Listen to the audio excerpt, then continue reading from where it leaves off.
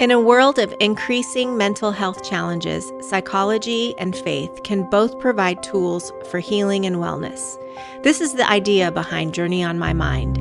Each episode, our panel of pastors and therapists sit down together to share their experiences and insights on the modern world's mental health issues: depression, loneliness, aging, addiction, and so much more. Join us now as we explore what it means to thrive at the complex intersection of spirit and psychology.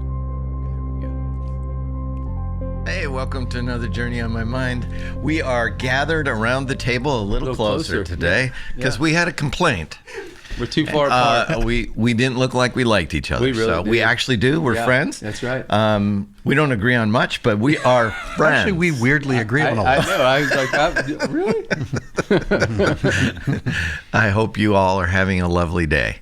And, we're going to probably just kind of dive into this topic today, unless you want to know more about why he's wearing a hat with a mouth and a hand with him. We don't. Santa Cruz classic. All right, man. Yeah. Come on. So And just to interject, last time we recorded, we got together and we were like, this Charlie Kirk story is a big story that affects people of faith and the church. Yeah. And should we talk about it? And we, for like 15 minutes, talked about talking whether about it. we should talk we about it. decided not to. Right. Because we were like, we just don't want to be another bunch of talking heads that don't have, that just add to the noise. The noise. Yeah. And so we took a week or so to reflect on it. We will see if we do have something that is beneficial. But the goal here is not just to throw out more stuff that adds to the noise, but really if there are angles here that we can explore that are helpful. And I do agree, though, something has fundamentally shifted culturally. Yes.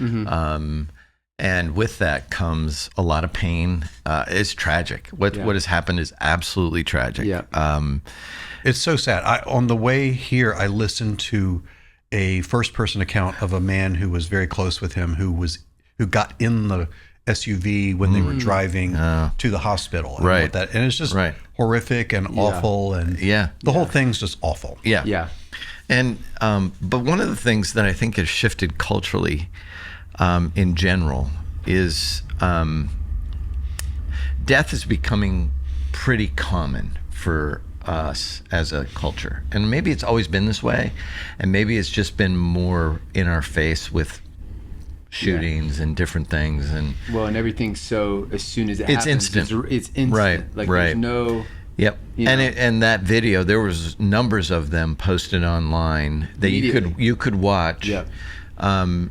The actual assassination and the shot and him bleed out on the And with that, I think that's where the psychology I'd like to discuss a little bit of what is fundamentally changed. And also I'd just like to discuss the spiritual ramifications of the movement toward normalizing some kind of violence in our culture. So we can definitely talk about that. Yeah. Is there an angle before we even get into it that you want to make sure we hit? I think for me, I've just felt sad about all of it. That's kind of been the overriding emotion I felt. It's just sad, you know? So, and maybe this is who we are. Yeah, that's the sad part. Right. Well, let me go ahead. Let me start, and then you guys can bounce off that. First, I'll say that it is not true that we are more violent than we were in the past. Right. It just feels that way. It does feel that way. And the reason it feels that way is what you've already said, which is we have high-speed internet and little computers that are our phones that bring things to us immediately. Yeah.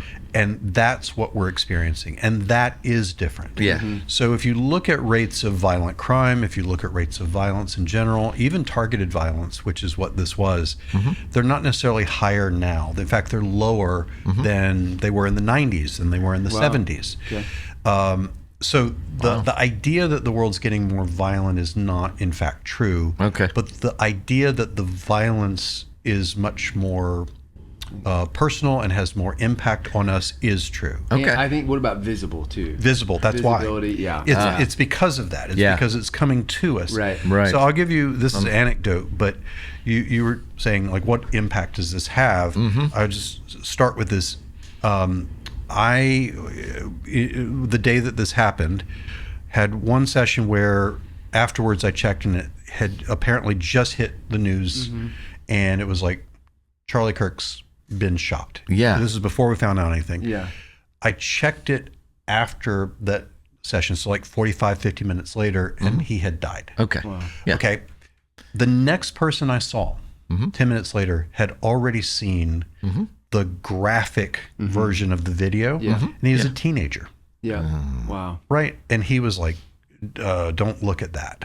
Yeah. And I'm like, I don't plan to, but like, so that was that was within the hour. Yeah. It was within the minutes of it. Yeah. And so his friends had all circulated that. And you made this comment earlier that Grant had commented in our pre-discussion that this is probably the most viewed snuff film ever. And if you think about snuff film, like watching someone die. Yeah. And this is super graphic. I have not seen it on purpose, but that teenagers, middle schoolers are seeing this kind of thing. Well, that's what I was going to say. Like before, literally within minutes of it happening, I get a call from two of my kids who had instantly seen it. I mean, before anything had been, they saw the video, and then my 13-year-old. I know. You know. So this is wildly different than in the past. You did not have graphic videos of people actually dying in very graphic ways, right? That 13-year-olds were seeing. That's right. This is not something that is in any way close to normal and any way close to what the experience was earlier. So you're right. Does this have an impact? Of course it does. Yeah. Yeah. I mean, it goes without saying there's a dent. Yes. Yeah.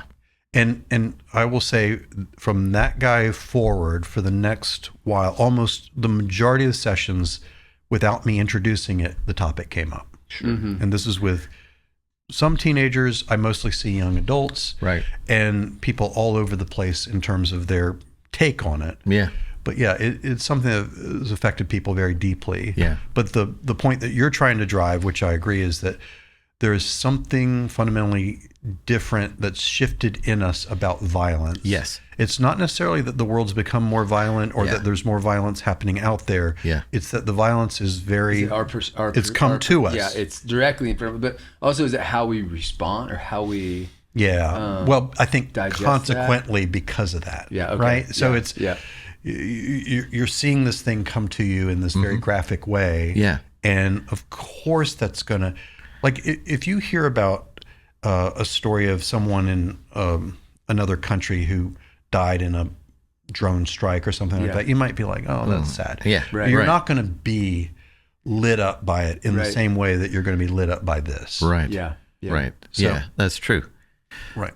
So the impression then that at least I'm having from this is listening to the dialogue, listening to the all the things, the rhetoric around this, is that somewhere in this there's an impact on us psychologically as we see the video, but also as we hear the arguments, as we hear the just the amount of energy that this is generating on the internet, and in conversation, and it's cable, right, news, very and So if I'm exposed to this on a regular basis, between what doesn't matter, it's school shootings, it's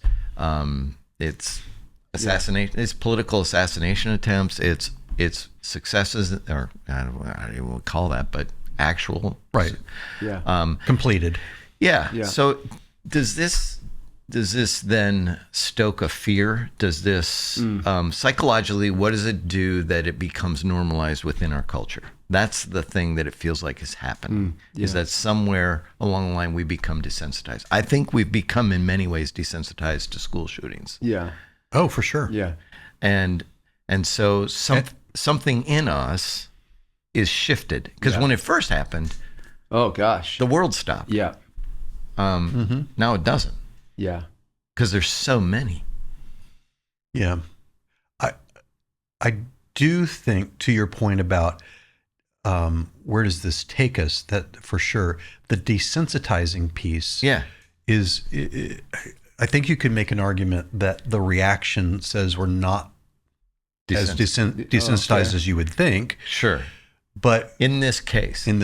Okay. But I also think you can make the argument that this is like we live, even though I say violence is down compared to 1970s, 90s, it's just true. It doesn't feel we have like an it. extraordinarily, the United States is the most violent industrialized country. The rates, if you look at a bar graph, and you look at all the other industrialized countries, and then you go to the United States in terms of gun violence, it is far and away off the chart. Yeah. It's almost like you can't put it on the same chart. Yeah.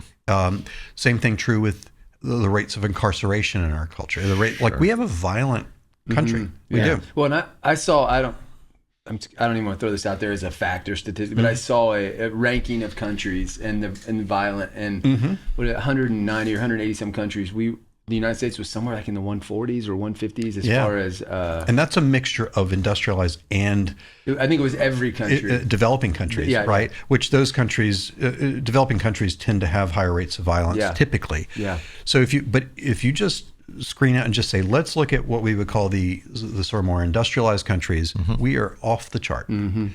So yeah, we have a very violent culture, and we have allowed it. And we've become we have become desensitized to it. Yeah. And even though, one thing that has happened is there have been more of an uptick of some school shootings than in the past. Although if you go back 30, 40 years, there's been almost at least one per year for every year for probably 40 years. Wow. So we don't think of that way. Right. Yeah. But there have been, in terms of frequency, it has been more that has increased. But yeah, I mean, it's like we just have one mass shooting after one kind of high profile shooting after another, and we just sort of we allow it weekly at this point. And it's, I mean, how many has there been this year already? There's like 50 or something school shootings this year already. Yeah. Really? Maybe more. I don't know I don't know the number of that. I could look that up, but I don't know the number on that. Yeah, a lot. But here's where I'm going with this. Okay. And I don't want to derail your point. No, let's go. But this ties into it. Yeah. So I think if you ask people on the right or the left, is this bad? They would all say yes. Yeah. Right? Yeah. They would all say yes. Yep. But let's take school shootings in particular. We'll talk Charlie Kirk maybe more specifically. But the solutions to it are very different.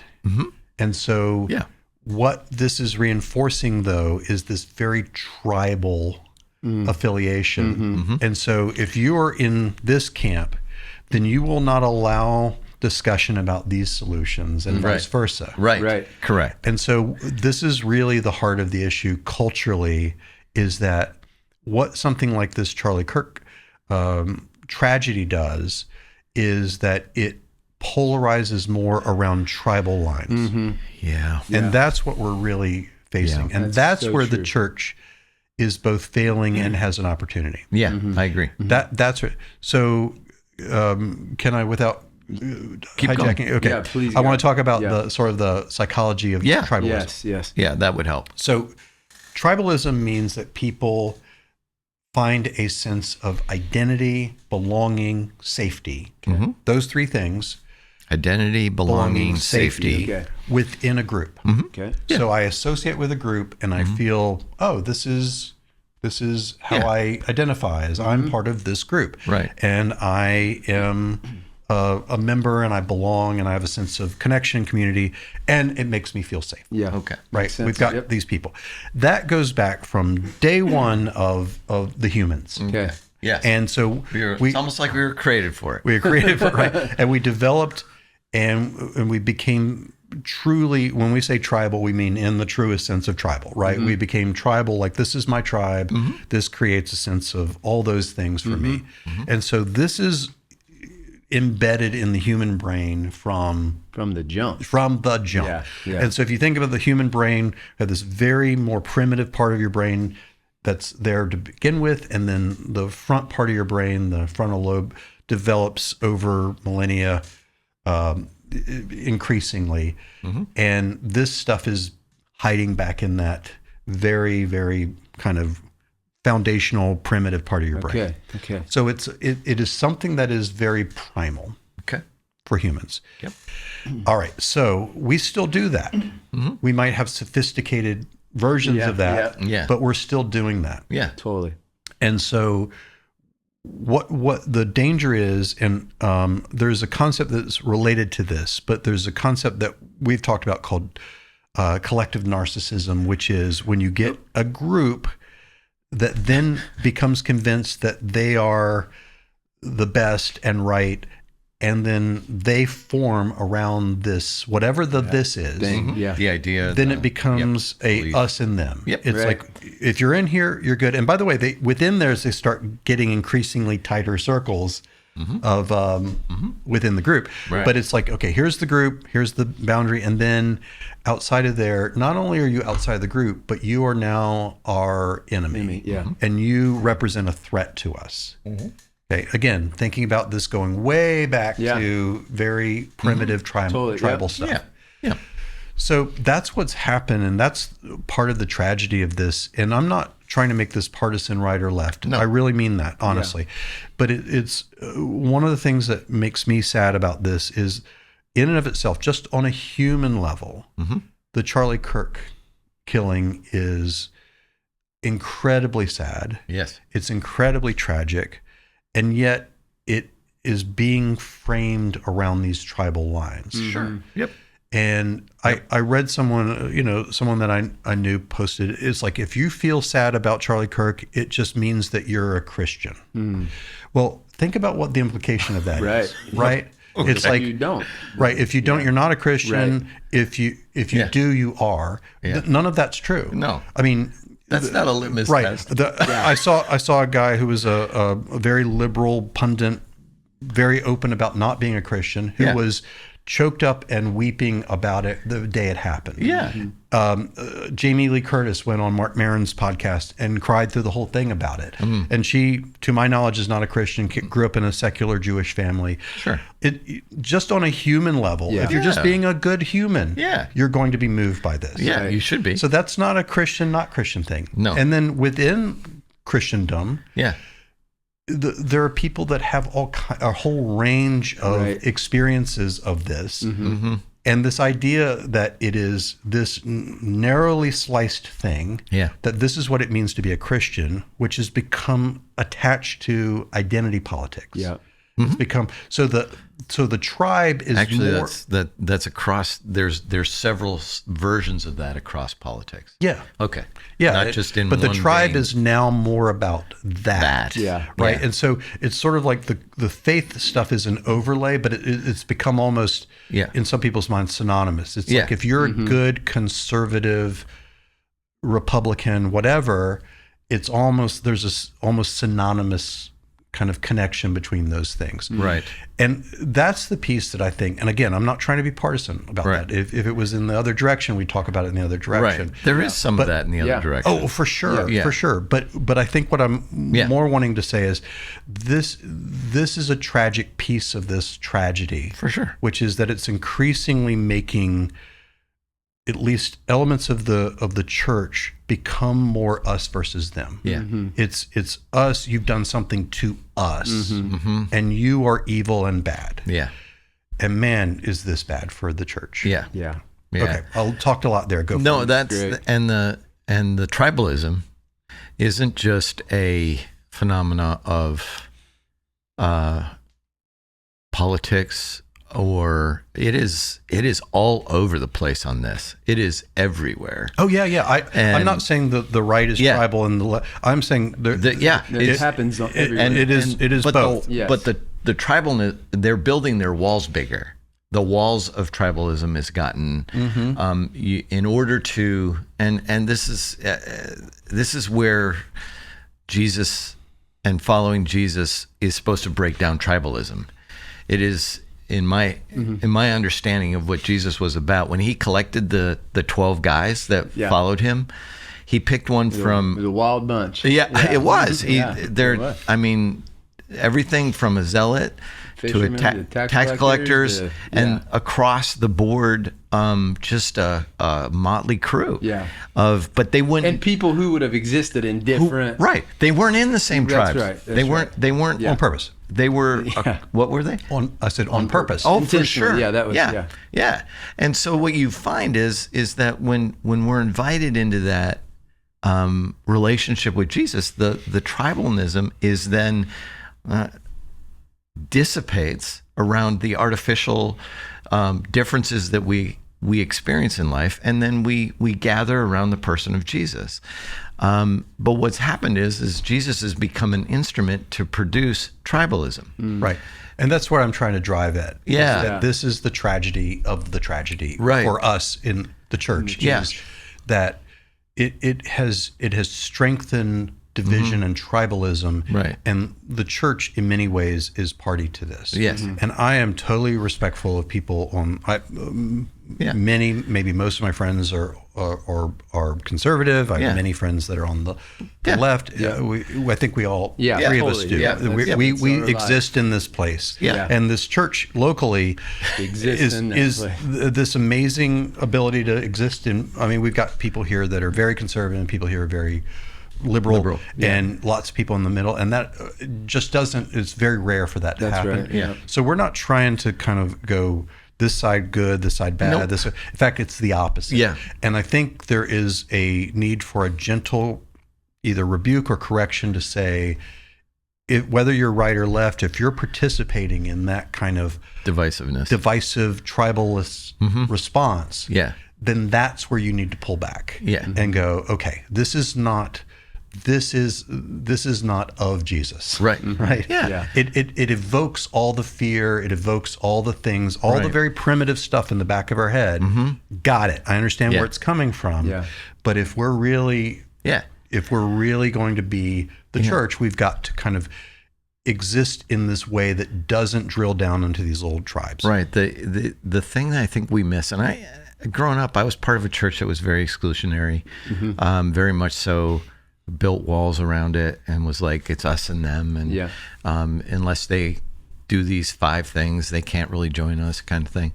And it seemed normal to me. Right. It seemed normal. Yeah. And I think it is normal to create tribalism. Because of the psychology. It is so normal. And that's where it's like, if you're, sorry to interrupt you, but that's okay. if the faith is really real, then it has to cut against our normal instincts. That's what I was going to say. Oh, sorry. That is exactly right. I took your punchline. No, it's great. That is, because I think when Jesus, and I believe that when Jesus prayed on the last night on earth before he was crucified, he said, let them be unified. I'm praying, and he was praying for us. Those who believe in the testimony of these people, let them be unified so that the world will know that I am who I said I was. And that's gone well. So good. Down a well and down. That's actually one of my biggest struggles with the faith, is exactly that point, is that was the heart of Jesus. That's what he prayed for. Right. And there's no argument to be made that that's true. Unfortunately. Right. And so that's where it's like, this is the tragedy within the church. For me, is that we are increasingly, we're using this cultural moment to become further divided within the church, from church to outside the church. And we're adding things to what it means to be unified. We're actually not even looking for unity. What we're looking for is uniformity. We want everyone to look like us. We want us to believe just like us. They have to have the same politic as us. We have to have the same, you fill in the blank. And once we go down that path and we don't allow for the diversity, it's no longer of God. Well, we can create a mob that all agree on one thing and look, that's unity. No, that's uniformity. We all, and there's no miracle in that. Jesus, as he's calling us to unity, right?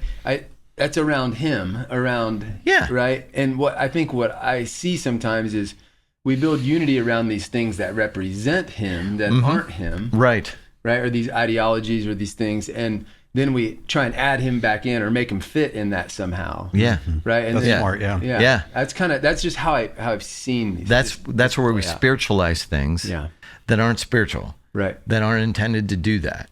And we assign his name to things and I think that's using his name in vain. Yeah. We're attributing things to Jesus that aren't of Jesus. Yeah. And there is, I think, what we are wrestling with spiritually, culturally, I think not just in this era. I think it's been going on for a long, long time. This is the fruit of a lot of bad theology over the years. A lot of bad teaching, a lot of fear mongering, a lot of tapping into things within somebody, into their tribalness, rather than into unity, which is what Jesus was actually looking for. Well, I know, like growing up in the Midwest in Indiana, it was definitely, my experience was very much us versus them. Yeah. In our, you know, and I think that that's pretty prevalent in a lot of ways in a lot of our communities, you know?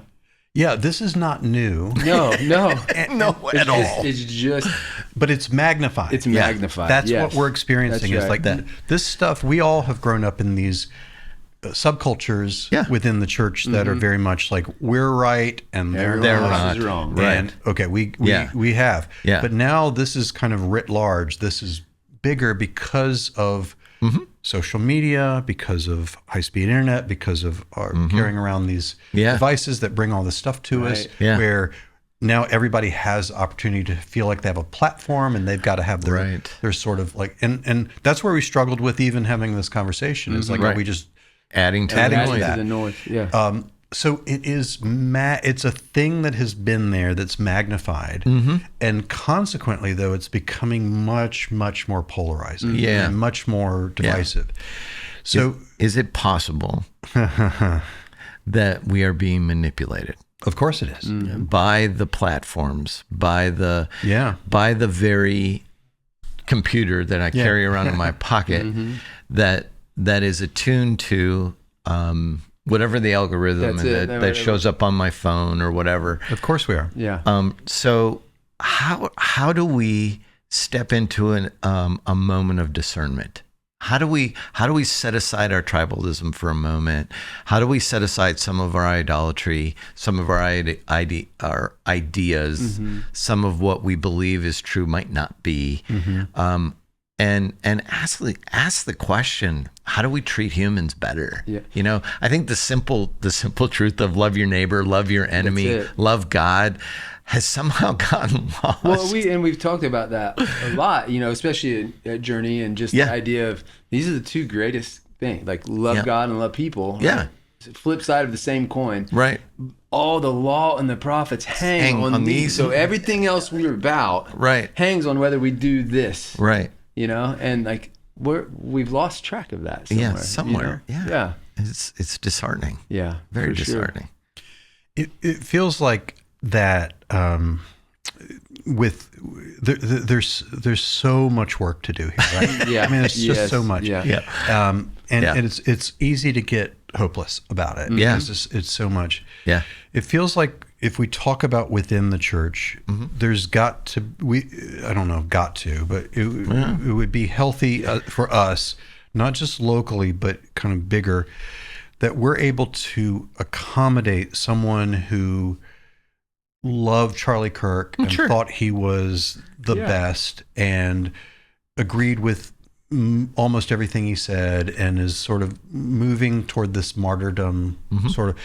And also the person that's like, I'm troubled by these things about that perspective. Right. And all that existing in a way that we can contain all that without it having to be you're in or you're out. Right. Or you're bad or you're good. Right. And then outside of that, to be able to say, okay, this is our sort of approach to the world where we're not we're not playing the same game. Right. We're not kind of playing the game of we're going to demonize you, or we're going to say these are the criteria for you being a good person or a Christian or whatever. Right. Because around a political or social issue, a tragic like event. Yeah. It's understanding that in Christendom, we gather around a person. Right. His name is Jesus. Right. And our orientation is toward being like him. Yeah. And he was, I mean, he's so clear. Don't hinder people to come to me. Don't hinder that. Mm-hmm. And so the more that we put up fences around what it means to follow Jesus, and the more that we put barriers in people's way and we put litmus tests out there, the less likely they are to find Jesus. And for the church, the goal is to embody that person, to embody the person who willingly went to a cross, who lived a life of sacrifice, who lived among the marginalized, rebuked a lot of the religious people of his day, lived in a way that brought about kindness to people that hadn't experienced kindness. He lived and he healed his enemies, and he died for his enemies. He sought forgiveness for his enemies. And somehow, somewhere in our understanding of who Jesus is, he became a warrior with a sword. And I don't understand where he came from. That version. That Jesus. That version of Jesus. And they feel like they're in conflict. And the two Jesuses that I hear about, Jesus never went for power over, because if he wanted to, he would have. If he wanted to say to the world, okay, I'm the king and I'm coming, I'm going to overthrow Rome, and I'm going to join with Rome, and we're going to make this all Christian. We're going to everybody's going to follow me, and I'm going to make you. No, it's an invitation. It's an invitation to following a suffering servant. It is an invitation to following somebody who's not going to make you do anything you don't want to. Which is that's loving. It's seeing people's humanity and saying, okay, I wouldn't do that. That might not be a great choice, but I still love you. Well, and one of the things that I see, and we've talked about this idea a lot, but everywhere Jesus went, people were curious. Right? Like he created curiosity and in really cool, beautiful ways. And and the people who held that judgment, he usually had a different response for, right? And so, and I feel like we're seeing some of that in everywhere, the whole, both sides of the coin of a lot of judgment, and we've closed our hearts to being curious about understanding the other. And so, and trying to understand. It's easier to demonize other people. In response to that, over the last 5 years, I've gotten more and more intrigued by wine. So Lori and I go out to Sonoma. And intrigued by wine. I am. Okay. Intrigued. And one of the, when I read that story about him turning water into wine, I know everybody knows the story. What kind of wine was it? And everybody said, you brought out the best stuff at the end. I want to know. I'm just curious, because if God's making wine, it's going to be good. It's got to be so good. It's got to be so good. And I love a good glass of wine. So anyway, this is good. No, I think where we want to drive to is, all right, what are practical ways that and obviously this is a drop in the bucket and a bigger thing. For me, I've tried to, one of my approaches, I've made a point to not put anything that is political or strident or anything on social media. I really do appreciate the people that feel this burning need to kind of in all directions. I think for me, I've said this before, I've become almost a pathological moderate, because I have to sit with people who are very conservative and very liberal and in between. And I've just experience has been like, I see the danger in getting too polarized. And so, what for me has been, I'm not trying to convince people to become more moderate. That's not really my point. But I will say one of the things I have done this week is I'm like, all right, I'm going to just put quotes that have to do with unity and being willing to see other people's perspectives and things, just without commentary. And people can reject or overlook them or whatever. But there's one that I'm going to that's from the Talmud, and it says, we do not see things as they are. We see them as we are. Right. I think if we I like that one. I think if we can adopt that mindset of realizing that we are all coming from a flawed filter. I've used this before, I think, on the podcast. If I haven't, it's great to say. If I have, it's worth saying again. But those hunting glasses that are the yellow glasses or the driving glasses, right? let's imagine that someone gives you these yellow glasses and you're like, wow, look at that, man. Yeah. Wow, the greens look really vibrant. And Yeah. the blue, the sky is so blue. Yeah. And of course the yellows are just right. Yeah. And you go around, I'm like, hey, Kevin, guess what? I see the world as it is.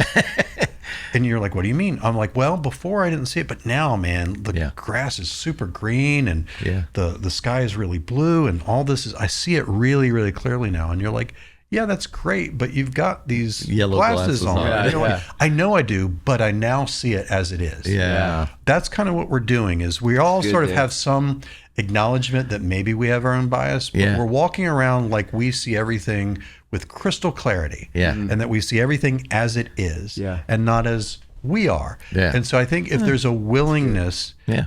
to just acknowledge that even if you're absolutely convinced, and that's what's so weird about this time is that people on the right and left and all in between Yeah. are just absolutely without any shadow of a doubt that they nailed it. Yeah. That they Yeah. got this thing right. And I'm not talking about Charlie Kirk. I'm No, not talking about, I'm talking about the whole All thing. of it. Yeah. All of it. Yeah. If we Dialed in, man. If we can just build in a little bit of willingness to say, I probably don't have it all right. Yeah. I probably am looking at the world I through a could filter. be wrong. I'm open to other people's Yep. Yep. perspectives. That's Yeah. it. I'm not saying I'm wrong. Yeah. I'm not saying, but I'm willing to be enter into Yeah. the fact that maybe I don't have it all nailed Yeah. down. Right. Yeah. Man, that alone Yeah. would move the needle a little game bit. changer. I on too. this. Yeah. I think so too. And I also think that applies to the church in so many ways. Yeah. In that, it's about Jesus. It's not about the right theology. It's not about being right about everything. It's about loving Jesus and loving people. And it's pretty clear throughout the scriptures that that's the way it's supposed to be. Yeah.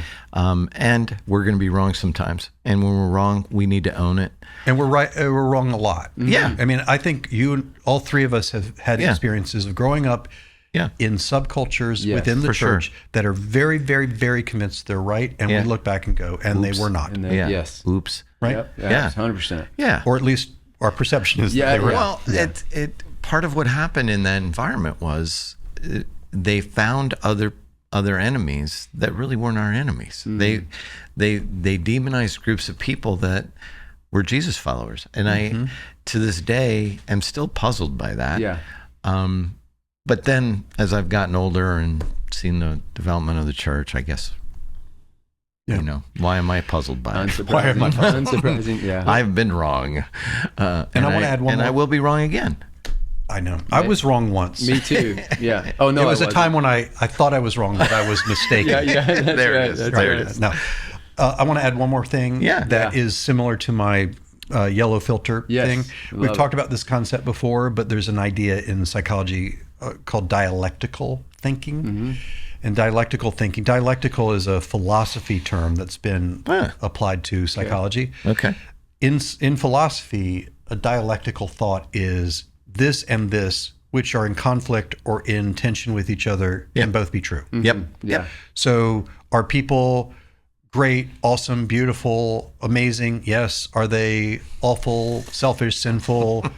Yes. Yes. All of it. Right. Is the world a awful, sad, tragic, unjust place? Yes. Is the world a beautiful, amazing place where it's just a privilege to be alive? Yes. Yeah.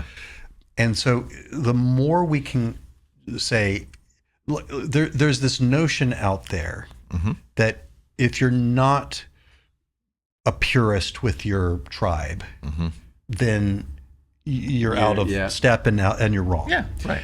And to be able to build in a little bit of like this and this can be true. Yeah. Whether we're talking about Charlie Kirk or whether we're talking about you name the issue, Right. Yeah. that these things that feel like they're in tension, we don't have to polarize around those things. Right. We can allow the tension to exist. Yeah. We can allow these things that are contradictory, because Right. if someone said about me, Dave Verhaagen is this, Blankety blank. blankety blank bad thing, and Dave Verhaagen is this good whatever, there probably would be truth all of that. And same for you and same for Right. In other words, there's none of us that are, none of us are Jesus. We're and there's such complexity to us. For sure. It's okay and that's what when you're in these little silos, you would think, to go back to Charlie Kirk, walk on water or awful. Yeah. And it's not like that. It's like, can we just entertain the fact that he's a human that was doing what he felt like he was called to and doing his best, and there may have been flaws within that. Yeah. Can we also entertain the possibility that people on the left or people on the right or wherever are equally flawed, but are driven by some good things and not good things. Right. And all that can be true. Yeah. I just think we need to, there's something in the water that says you have to be very, very rigidly, within this camp, this is how you must think. And there's no room for any kind of entertaining of any flexible thought with it. It's not good for us. Right. And it's rampant in churches. It's rampant. And that's why there's a million different denominations. It's why, there's, I can't tell you how many times I've had people come up to me over the last 35 years. And say, you're just not reformed enough in your theology. Right. And I'm like, help me out. Yeah. Well, you don't believe in ... They'll like, you've clearly communicated, Kevin, that you don't believe in irresistible grace. And I said, good, because I don't. I think that's a good thing. I've lived too long, and I've seen too many people encounter the person of Jesus Christ and go, I'm out. Yeah. I don't think it's true. I'm not gonna follow that guy. And so irresistible grace would be, well, you can't get away from it. You can't chase. You can't. You doesn't matter what. Right. Doesn't matter what you do. And I also don't believe in people are eternally damned or eternally from birth, like chosen. You're chosen and you're not chosen. Well, then that's dumb. Why are we even doing what we're doing? What's the point of evangelism? Well, what's the point? Yeah. What is the point? Because if he's just predetermined everything, then we're just whistling in the wind. Yeah. Anyway, sorry. That stuff drives me insane. It's perfect though, but psychologically, you're making this point that I just want to underline, which is within these tribal groups, there's an in and an out. But within, then the circle starts. There's clicks tightening within. up. Right. And so you have to be this level of pure, now this level of pure, then clicking down, clicking down. Right. And so that invariably, the more tribal you get, the more rigid the group becomes, and then the more increasingly, I don't want to use the word orthodox, but you get the purist in this, like you must be, to be okay, you must adopt that. Right. And think about what that does then, about how there's no room for anything else, even within the group. Oftentimes the conversation goes like this. I need you to believe this, Kevin, because in order for me to go to church here, and I love these people, and I love being part of this church, but in order for me to come to church here, I need to know that you believe that. My response to that is, you can hold that and be a part of this community. That's right. I don't care. We're following Jesus. If you want to follow Jesus from that angle, that's what we're shooting for. That's our goal, right? That's what we're doing. If you're finding yourself being made more and more into the likeness of Jesus, then man, great. Yeah. I just don't happen to agree on that. And I don't think as Jesus followers, we have to agree on that. And I think this is where unity trumps uniformity. Yeah. But they wanted me to be lock and step. Yeah. And I've had a lot of people, well, I'm taking my tithe and I'm going to another church. Well, God bless you. Yeah. Yeah. May you find your tribe then. So where this cultural moment is spinning in the direction of more tribalism, more division, the opportunity for the church is to back up and rethink this and to allow us to be less of that. Yeah. And so I don't know that that's where it's going to go. Right. But I think that's the little drop in the bucket that we're trying to offer here. Right. Is that we're looking at this as not as an opportunity to get more niche down and drilled down and rigid and in our own little tribe, but more an opportunity for us to become more open and inclusive and truly loving and truly Christ-like. Yep. It's good. Yeah, it's a struggle. Yep. But we'll find our way. The church always seems to find its way. And Jesus gives us an enormous amount of grace because we fail. May you find yourself rooted in that, not the tribe of the day. God bless. Thanks for listening to this episode of Journey on My Mind. If you enjoyed it, please help us spread the word by leaving us a review and sharing it on your social media. Journey on My Mind is a production of Journey Church in Brentwood, Tennessee. Edwin Rivera III is the show's producer with technical assistance from Randy Hansen. Grant Opperman edits the show. If you have a suggestion for a future topic or a question, you can text us at 615-861-9503. And if you would like to talk to someone about spiritual or mental health issues, you can email our care pastor, Sam Barnhart, at sam@journeytn.com.